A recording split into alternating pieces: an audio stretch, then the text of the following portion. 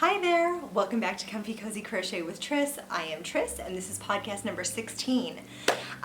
Today we have all kinds of stuff to go through. We've got a couple of finished objects, a couple of works in progress,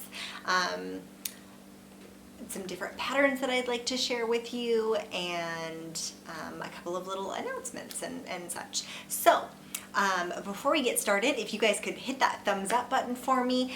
If you're not subscribed, think about joining our family. We call it the Framily around here because you guys are friends and family, and you're my YouTube family. And I love getting to know each and every one of you. So think about dropping a comment down below and saying hi if you haven't before. We have some good conversations down there, and I respond to each and every comment. I do believe I'm just a little bit behind right now, and I do really apologize for that. If I haven't responded to your comment, don't be upset. I will get back to you. We've just got a lot going on in the Comfy Cozy household right now. So, without further ado, let's just get into it and see what we've been working on this week, shall we? So the first thing I want to say is, I'm done! I finished weaving in all of those ends on my corner to corner sunflower Afghan for my Aunt Kim. It was her birthday in February, late February, and we didn't get a chance to celebrate until this past week, and I finally got to give it to her. So the sunflower corner to corner is a pattern by Nana's Crafty Home. I will leave the blog down below. I found it via Pinterest. Very easy to navigate. She's got like the graph, she's got the written pattern, she's got photos, super easy there. So that's awesome. I did alter it just a little bit. She had two different colors of yellow, like a bright yellow and a gold. I just stuck with all gold, so mine does have a little bit of a different look to it than hers does. Next time I might go ahead and keep both colors of yellow, but this is what I chose for this time, and I gave it to my auntie. So I might have a video clip in here that I'll insert, and I'll definitely have a couple of photos of my auntie with her birthday blanket.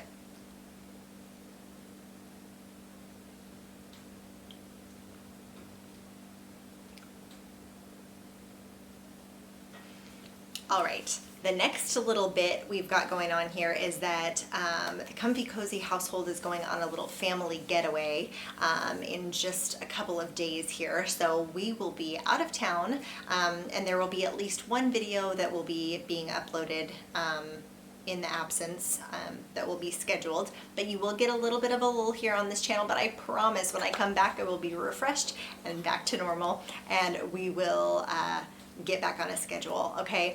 But I have been freezing here in Washington and ready to get some sunshine, so I decided that I wanted to make a summer top. And I've had a couple patterns recommended to me, and I do plan on making all of the patterns recommended to me. But Debbie from the Canadian Crocheter told me, Tris, if you want, a really simple, easy beginner top pattern, you've got to try Setta's summer top.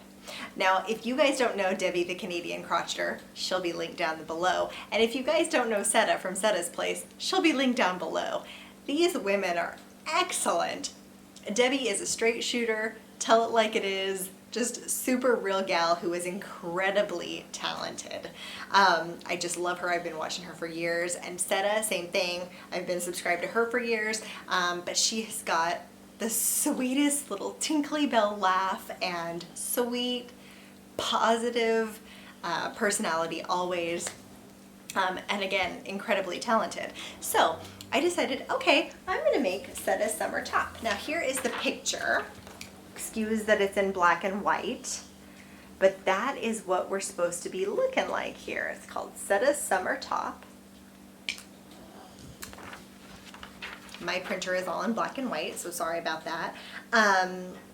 But Cosetta Laws from Setta's Place is the designer. And so here is my version of it. Okay, and now this was designed, it seemed like, to be a bit more of a crop top, and I'm not really for that. I would wear something like a tunic, if anything. So I elongated mine just a bit, and I will talk about that in a second. I used this sugar wheel cotton from Hobby Lobby in the color City Beat. There you have it. And if anyone's looking for the stats on this yarn, it is 5 ounces, 142 grams, 335 yards, 306 meters, 100% cotton. It is listed as a number 3 lightweight. Looks like you can machine wash but lay flat to dry. They recommend a 4.5 millimeter crochet hook. So that's what that looks like. And I chose the Hobby Lobby cotton because it's more readily available in my area and just super, super soft, and I just love these colors. Funny story about these colors, by the way. I saw originally the City Beat color in the Hobby Lobby, I want to say that I love this yarn chunky, and I saw it's definitely a chunky, and I saw it and I was like, I have to have that colorway. I love that colorway. Now it's a variegated, okay, it's not a stripe like this one, and I fell in love with it. And so I picked up a couple skeins of it, and I went online. I'm like, what am I going to do with this though? I really struggle with what am I going to use a chunky yarn for still. And so I was like, what am I going to do with this? Let me look it up. And I searched Pinterest, and I searched Instagram with it, and I'll search like this yarn in this color and see like what comes up, and usually I get a really good visual idea of like what that looks like worked up and stuff. Couldn't find anything with this colorway. I found all kinds of I love this yarn chunky, but nothing in the color City Beat. Nothing. So when I went into Hobby Lobby this week for the first time in over a year, I found like every single one of Hobby Lobby's yarns in the Yarn Bee in the color City Beat. They had the regular I love this yarn in City Beat. They still had the chunky in City Beat. They had these sugar wheel cottons in City Beat. And I believe they had one other one. I can't remember if it was the Sweet Delight or what was the other one, but anyway, everything was in City Beat, and I'm like, maybe people finally jumped on the bandwagon here. And I'm still really excited to use the variegated because it's got this one anyway starts with this like pewter gray right here in the center. You can see the little pull, and then we've got a light peach, a really pretty like sunshiny buttery yellow, a real pretty coral, the teeniest tiniest bit of mauve in here, and then this beautiful vibrant blue, and then it goes into the pewter and a lighter gray. So just another little glimpse there of what that looks like, but really pretty fun colors. My husband's like, you're gonna look like an Easter egg. I'm like, it's everything. My house looks like an Easter egg. Everything I wear looks like an Easter egg. We're just gonna go with it. It's that time of year, okay?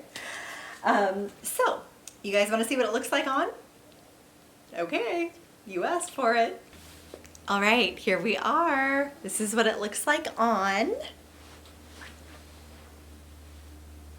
Obviously, I have a camisole underneath, but it begins with the top little row here, and you do the sedge stitch down to here. She said I did the longer of the two advisements she gave, I guess, for how many rows to do, and then I did more of the mesh.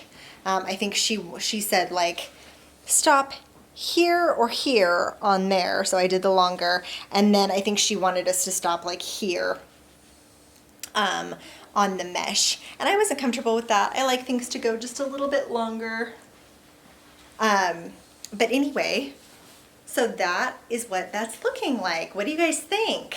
I did color control it, so I did stop the rounds when I knew I was going to run out of a color or I opened up a new cake or something. But I think that works out okay. What do you guys think? Let me know. Okay, 1 second. All right, so what did you guys think? So that was my first wearable garment that worked, I guess. It's technically my second wearable garment. I made the cocoon a while back. I know so many of you were waiting for me to jump up on the couch to show you, but this wasn't so long that I needed to jump up on the couch. So Neener, Veronica, Ursula, Brenda. Anyway, if you guys haven't seen the video that we're talking about here, you might want to watch a couple of my previous podcasts and see when I do a little couch boogie, and some people were a little concerned. Anyway, all in good fun, jokes aside. I did do one larger cocoon just last month or the month before, and it ended up quite a bit too big. I still love it. I still use it as an around the house, really snuggly cardigan. It gets used, it's well loved, and I feel like it's a rite of passage to keep your first garment. It did not turn out exactly how I had envisioned it. It didn't turn out exactly how I wanted it. It's not something I will go out of the house with often, but I'm still proud of it. This one though, I think I'm pretty excited to go out and use this either as a beach cover-up, which I think it would be fine as a bathing suit cover-up. It's a little bit on the short side for that, but I can just throw this on and throw on some shorts and call it a day. Or I can wear a camisole like I am today and have some shorts on, and this is a perfect, cute little fun, beachy top. So I'm really excited about that. It is super, super soft cotton. So it's just beautiful. It's got the real pretty like shell-like texture up here, and then it goes back down into the mesh for the bottom. Worked in the round mostly, and then you add on a couple of sleeves. I could not recommend this pattern more. This was so simple. It's so beautiful. It was so easy to see, and you know what? She gives you a video tutorial with it. I only had to consult the video tutorial once, and it was purely because I was uncomfortable reading written patterns still. I'm not always the best with written patterns, and I just needed to double check that what I was reading was really what I was supposed to be doing, and I was totally on track, because this was an excellent, excellent beginner pattern. If you are looking for a cute little tank top to wear this summer, please check out Setta's summer top. Link down below. I will have a link to the pattern, and I will also have a link to Setta's place, which is her YouTube channel down below. She is so much fun. Please go check her out. And like Debbie said, it's so easy. And I thought, sure, Deb, like you're super, super adventurous. You know, of course it's easy for you. I'm going to get frustrated. This is going to be super hard. No, this is so easy and so beautiful, and you can bet I will be making more. In fact, I got some purple that I plan on making another summer top with that I may start today. Hopefully I can get it done in the next couple days so I can wear it as well. But I might make another one of these with it too. I don't know, I'm kind of addicted. Debbie was right. I do think on the next one that I will elongate the shell portion below here. And maybe have it go into like here or something, because then you still have a few more inches of the mesh, because I think I would prefer this shell pattern to go a little bit longer before the mesh. But so beautiful, so easy. You can do it in all kinds of color combinations, and you could definitely do stripes, variegated, solid colors, what have you. So really, really excited for this one. She did call for Karen cotton cakes, which I do have just a couple of those, and I might go ahead and try it in that as well, so we'll see. So that is finished object number 2. Okay, so the first work in progress that I've got to show you guys, I showed you just a hint of last podcast number 15, which if you missed it, I'll link it down below. This is the Hope Springs shawl by my friend Sharon at the Stitch Foundry, and it is a beautiful shawl pattern. This is what I've got so far, and I am doing this in Red Heart Super Saver Ombre, and it is in the color Sea Coral. And I'm almost finished with an entire skein. I am using a J hook on this, and if you guys want the stats, It's 10 ounces, 283 grams, 482 yards, 440 meters. 100% acrylic, machine wash and dry in the color Sea Coral. It's a number 4 medium and it calls for a 5.5 millimeter hook. Okay, so that is what that looks like. They're showing another lovely shawl in the color Scuba. So that is what I'm using, and I just have this much left of that big old skein of yarn, and I'm planning on finishing that up and possibly starting a second skein depending on how big it ends up being. But I can throw it over my shoulders already. It almost matches perfectly what I'm wearing. But I think I might just go ahead and leave it here because I think that would be pretty over like a summer top or a dress or something if we go out to eat.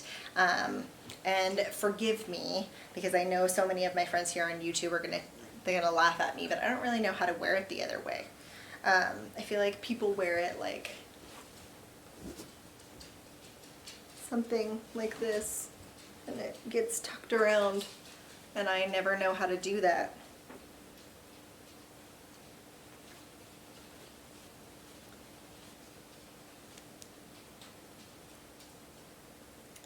Anyway, but you can see, you can wear it whatever way you want to wear it, but I'm loving this color.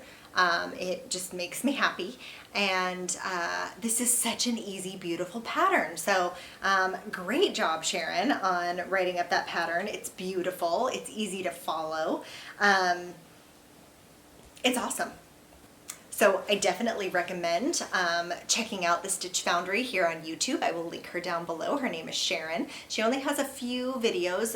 Several of them are Stitch tutorials, and one podcast that I know of. I will definitely be staying tuned and watching more of her podcast because she was a lot of fun to watch. And I love this pattern. So it's got a beautiful just 2-row repeat once you get started.